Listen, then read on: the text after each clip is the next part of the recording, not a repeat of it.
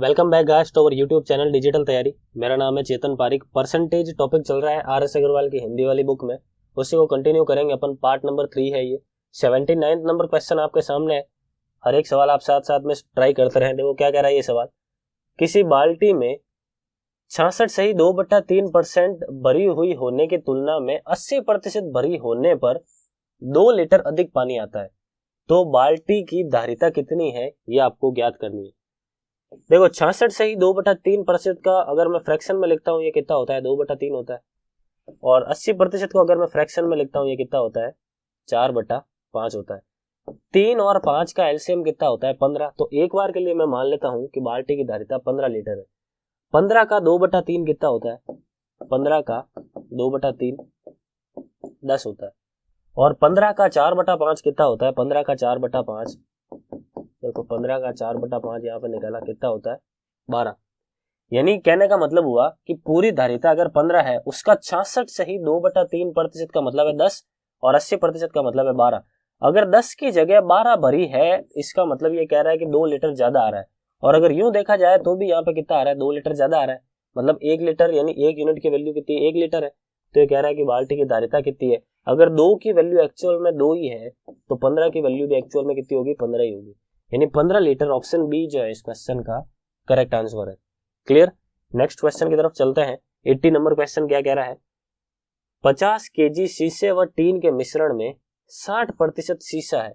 देखो एक मिश्रण है, अब मिश्रण और परसेंटेज का सवाल मिक्स है। ये किस तरीके से करना है ध्यान से समझना। एक मिश्रण है वो शीशा और टीन दोनों से मिलकर बना है। 60% शीशा है, इसका मतलब क्या है कि 3 शीशा है, बचा हुआ 2 यूनिट क्या है, टीन है। ठीक है। इस मिश्रण में कितना शीशा मिलाया जाए ताकि बने हुए मिश्रण में 75% शीशा हो जाए।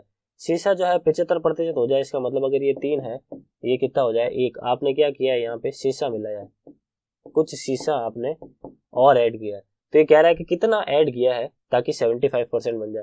देखो क्वेश्चन में क्लियरली लिखा है कि आपने शीशा मिलाया है। तो अगर शीशा मिलाया है तो टीन की जो वैल्यू है वो तो सेम रहनी चाहिए, है या नहीं, क्योंकि जो भी चेंजेस है वो शीशे की क्वांटिटी में हुआ है। तो अगर ये 2 है तो मैं क्या करता हूँ, इसको भी 2 बना देता हूँ। इसको मैंने 2 बना दिया, क्या किया मैंने, 2 टाइम्स किया। तो इस रेशियो को भी 2 टाइम्स करेंगे, कितना हो जाएगा, 6 हो जाएगा। कितना हो जाएगा, 6। यहाँ तक क्लियर है। जब टोटल मिश्रण 5 यूनिट का है, देखो ये 3 और ये 2, टोटल मिश्रण कितना है, 5 यूनिट का है। जब टोटल मिश्रण 5 यूनिट का है तो आपने कितना यूनिट ऐड किया, देखो 3 से 6, 3 यूनिट आपने ऐड किया। 3 से 6 आपने 3 यूनिट ऐड किया। अब एक्चुअल में मिश्रण 5 का थोड़ी, एक्चुअल मिश्रण तो 50 का है। तो ये जो 3 है वो भी एक्चुअल में कितना हो जाएगा, 30 हो जाएगा। आपने यहाँ पे 10 गुणा किया है तो यहाँ पे भी क्या कर दिया मैंने, 10 गुणा कर दिया। तो क्वेश्चन का आंसर क्या होगा, 30 किलो, 30 केजी। अगर आप 30 केजी शीशा और मिला देते हो तो नया मिश्रण जो भी बनेगा उसमें 75% शीशा हो जाएगा। क्लियर है। नेक्स्ट क्वेश्चन की तरफ चलते हैं। यदि 7% लवण वाले घोल में 12 लीटर घोल को उबाल कर 4 लीटर पानी को वाष्पित कर दिया जाता है तो शेष बचे हुए घोल में लवण का प्रतिशत कितना है। ये कह रहा है कि 12 लीटर का एक मिश्रण है। 12 लीटर के मिश्रण में 2 चीजें हैं, एक तो है लवण और एक है जल। ठीक है। इसमें से 4 लीटर पानी तो चला गया, तो अब मिश्रण जो भी है वो 8 लीटर का बचा। ठीक है, 8 लीटर का बचा। तो ये कह रहा है कि इस 8 लीटर में लवण और जल अगर दोनों है तो इस 8 लीटर का लवण कितना प्रतिशत है, ये आपको ज्ञात करना है।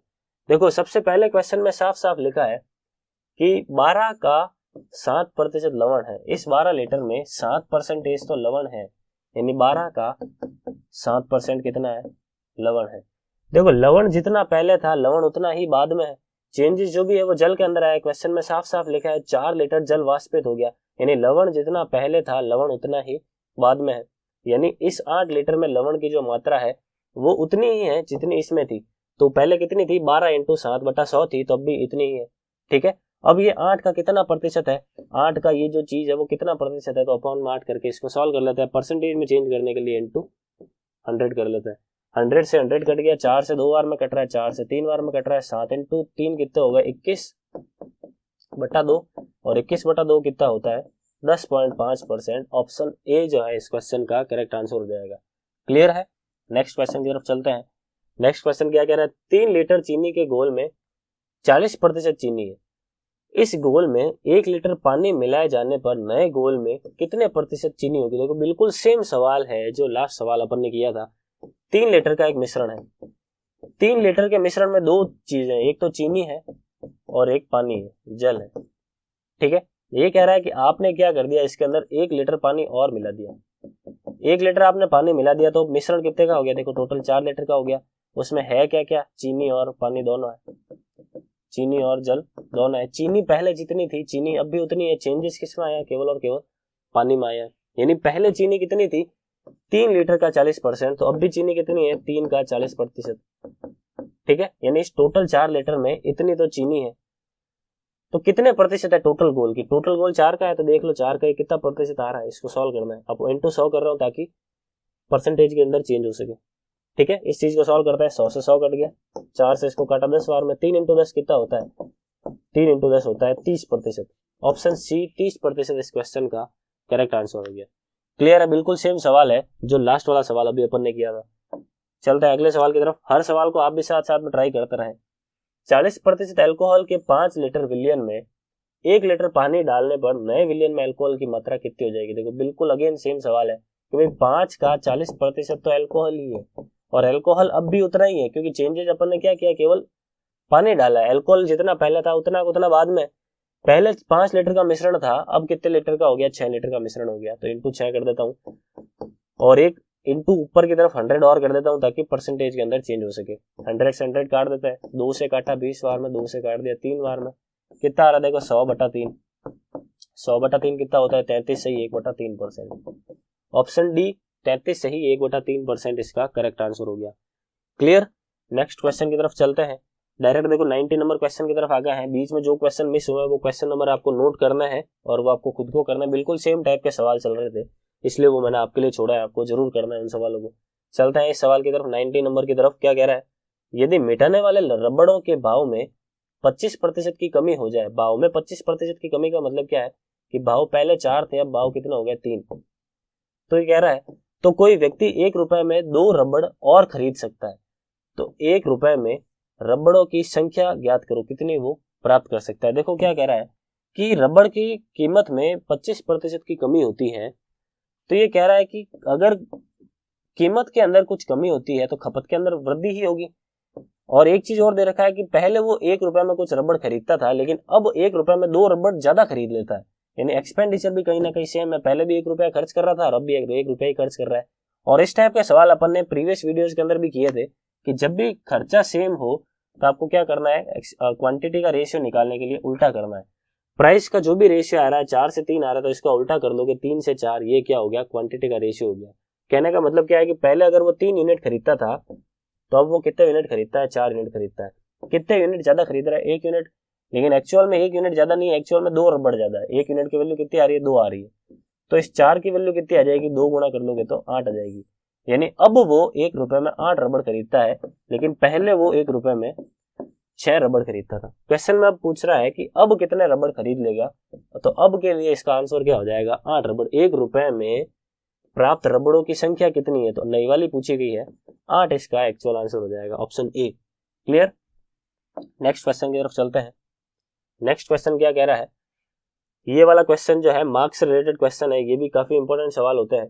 क्या कह रहा है, एक परीक्षा में उत्तीर्ण होने के लिए 35% अंकों की आवश्यकता है। एक अभ्यर्थी को 40 अंक मिले और वह 30 अंकों से अनुत्तीर्ण रहा, फेल हो गया, तो परीक्षा के लिए अधिकतम अंक कितने हैं। देखो इस टाइप का सवाल जब भी आ जाए तो आप एक छोटा सा एक डायग्राम बनाना है आपको मन में कि यहाँ पे तो 0 नंबर होता है और यहाँ पे मैक्सिमम नंबर यानी 100 नंबर होता है, 100% होता है। ठीक है, यहाँ पे कहीं पे एक बीच में लाइन होती है जिसको अपन कहते हैं पासिंग मार्क्स। इसको क्या कहते हैं, पास होने के लिए जितने नंबर चाहिए उतने नंबर। ठीक है, फिलहाल देखो क्वेश्चन में लिख रखा है कि उत्तीर्ण होने के लिए 35% अंकों की जरूरत है। यानी ये जो लाइन है 35% को दर्शा रही है। 35% अगर कोई लेके आ जाता है तो वो पास है। 35 से अगर कोई आदमी इस तरफ जा रहा है तो फेल है, 35 से इस तरफ जा रहा है तो वो पास है। तो ये कह रहा है कि एक अभ्यर्थी को 40 अंक मिले और वह 30 अंकों से अनुत्तीर्ण रहा। वो क्या है कि इस तरफ नंबर लाया तभी फेल होगा, तो उसको देखो 40 नंबर मिले और वो फेल हो गया। ये जो गैप बता रहा है, ये गैप कितना बता रहा है, ये 30 नंबरों का गैप बता रहा है। कितना बता रहा है, 30 नंबरों का गैप, यानी वो 30 नंबरों से फेल हो गया। ठीक है, तो ये कह रहा है कि परीक्षा के लिए उत्तीर्ण होने के लिए अंक कितने चाहिए। देखो अगर वो 40 नंबरों में 30 नंबर और ज्यादा लेके आ जाता तो वो 70 नंबर पे पहुंच जाता, और अगर उसके 70 नंबर आ जाते तो वो क्या हो जाता, 35% प्राप्त करके पास हो जाता। यानी मैं कह सकता हूँ 35% की वैल्यू 70 है, तो 100% की वैल्यू कितनी होगी, 200 है या नहीं है। तो क्वेश्चन में अपन को यही पूछा अधिकतम अंक यानी मैक्सिमम मार्क्स कितने हैं, तो मैक्सिमम मार्क्स कितने हो जाएंगे, 200 नंबर। ऑप्शन सी इसका करेक्ट आंसर हो जाएगा। क्लियर है, आई होप ये वाला सवाल आपको अच्छी तरीके से क्लियर है। चलते हैं अगले सवाल की तरफ। 93 नंबर क्वेश्चन भी लगभग उसी के जैसा है। किसी परीक्षा के लिए उत्तीर्ण अंक 40% है। एक अभ्यर्थी ने 185 अंक प्राप्त किए और 15 अंकों से अनुत्तीर्ण रहा, तो परीक्षा के लिए अधिकतम अंक कितने हैं। देखो यहाँ पे ये 0 होता है, ये 100% होता है।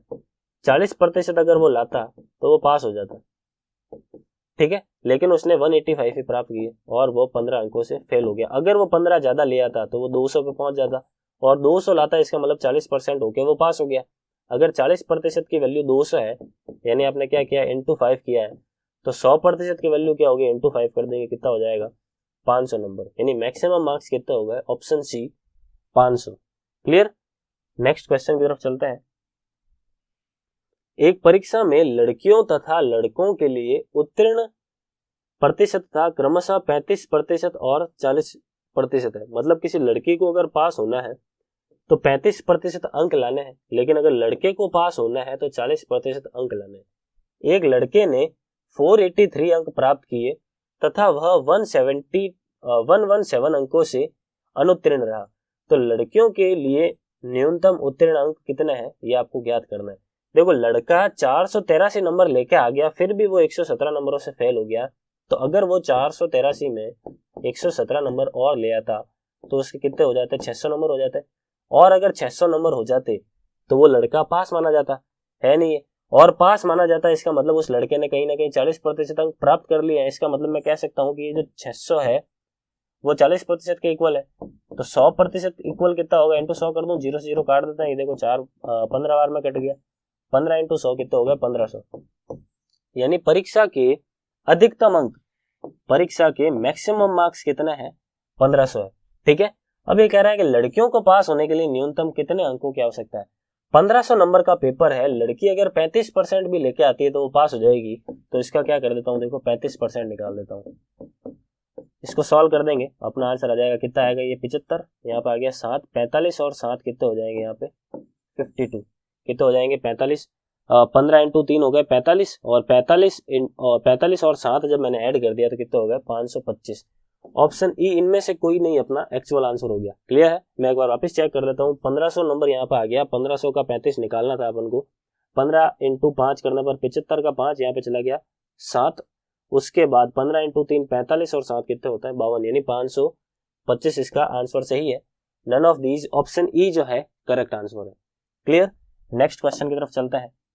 नेक्स्ट क्वेश्चन क्या कह रहा है, किसी परीक्षा में ए और बी क्रमशः अधिकतम अंकों का 60% और 30% अंक प्राप्त करते हैं।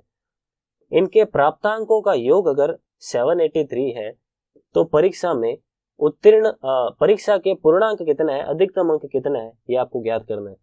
देखो ए जो है वो मैक्सिमम मार्क्स का 60% प्राप्त करता है, ठीक है, और बी जो है वो मैक्सिमम मार्क्स का यानी अधिकतम अंकों का 30% प्राप्त करता है। और इन दोनों के जो अंक होते हैं उन दोनों के अंकों का योग आपको दे रखा है, कितना है, 783 है। तो आपको पूछ रहा है मैक्सिमम मार्क्स कितने, तो कुछ भी नहीं है, देखो एमएम दोनों में कॉमन आ रहा है, मैक्सिमम मार्क्स जो है कॉमन आ रहा है, तो ब्रैकेट में कितना बचेगा, 60% और 30%, टोटल 90%, कितना हो गया टोटल 90%, और ये इक्वल में कितना है, 783 है, ठीक है।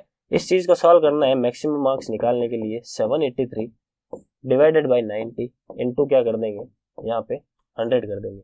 क्लियर, 0 से 0 काट देता है, 9 से देखो 8 बार में पूरा पूरा कट रहा है, 8 बार में तो पूरा पूरा कट गया, उसके बाद 6 यहाँ पे चला गया, 7 बार में पूरा पूरा कट गया। 87 इंटू 10 अगर मैं कर लेता हूँ कितना हो जाएगा, 870। ऑप्शन बी जो है इसका करेक्ट आंसर हो गया, 870 अंक। अगर इतने अंक परीक्षा के पूर्णांक है तो ए और बी के जो अंकों का योग है 60% और 30% के अकॉर्डिंग 783 हो जाएगा। क्लियर है, चलते हैं अगले सवाल की तरफ। हर एक सवाल आई होप आप साथ साथ में जरूर ट्राई कर रहे हैं, इस क्वेश्चन को भी एक बार आप ट्राई करें। स्लाइड को छोटी कर देते हैं थोड़ी। क्या कह रहा है देखो क्वेश्चन, किसी परीक्षा में 5% अभ्यर्थी अयोग्य घोषित हुए तथा योग्य अभ्यर्थियों में 85% परीक्षार्थी सामान्य वर्ग के थे। यदि 4275 योग्य अभ्यर्थी अन्य वर्गों से थे तो कुल कितने अभ्यर्थियों ने जो है आवेदन किया था।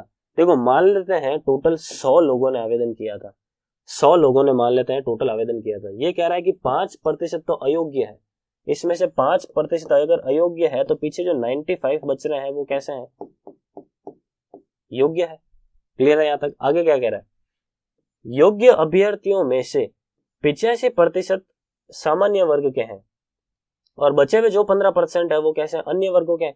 यानी इस 95 का 85% तो जनरल है, जनरल कैटेगरी के हैं। बचे हुए जो है 95 का 15% वो किस कैटेगरी से है, अदर कैटेगरी से है। ठीक है, और अदर कैटेगरीज की एक्चुअल वैल्यू भी आपको दे ही रखी है। तो कह रहा है कि कुल कितने लोगों ने आवेदन किया था। तो इतने यूनिट्स की वैल्यू अगर 4275 है तो 100 यूनिट की वैल्यू कितनी होगी। तो क्या करना है, इसके अंदर इस पूरे का डिवाइड लगा देंगे। कितना है देखो, ये 95 इंटू 15 और इंटू कितना हो गया ये 100। ये जो 100 है वो इधर डिवाइड में चला गया, डिवाइड में था, ऊपर मल्टीप्लाई में चला गया। ठीक है, 1 यूनिट की वैल्यू आ गई। इसको मैं अगर फर्दर 1000 से मल्टीप्लाई कर दूंगा, 100 से मल्टीप्लाई कर दूंगा तो मुझे 100 यूनिट्स की वैल्यू मिल जाएगी। आई बात समझ में नहीं आई। इसी चीज को सॉल्व करना है और अपना जो आंसर है वो टिक लगाना है। देखो सॉल्व करते हैं। 15 से अगर मैं इसको काटता हूँ 2 बार में कट रहा है, ठीक है, 30 तक। 12 अगर मैं आगे भेज देता हूँ तो यहाँ पे ये जो है 105 तक में पूरा 120 तक में पूरा कट रहा है। 120 तक में पूरा कट रहा है, इसका मतलब 8 बार में कट रहा है। 7 अगर आगे भेज देता हूँ देखो 5 बार में पूरा कट रहा है। उसके बाद फर्दर ये देखो 3 बार में पूरा कट रहा है और 3 इंटू ये जो 4 जीरो है सबको मल्टीप्लाई अगर मैं करा देता हूँ तो कितना हो गया, 30,000 हो गया। कितना हो गया, 30,000। मतलब 30,000 स्टूडेंट्स ने, अभ्यर्थियों ने आवेदन किया था। ऑप्शन ए जो है इस क्वेश्चन का करेक्ट आंसर है। क्लियर है। आई होप गाइज सारे के सारे सवाल अब तक जो आपको कराए हैं 96 तक आपने हर एक सवाल ट्राई किए हैं हाथों से।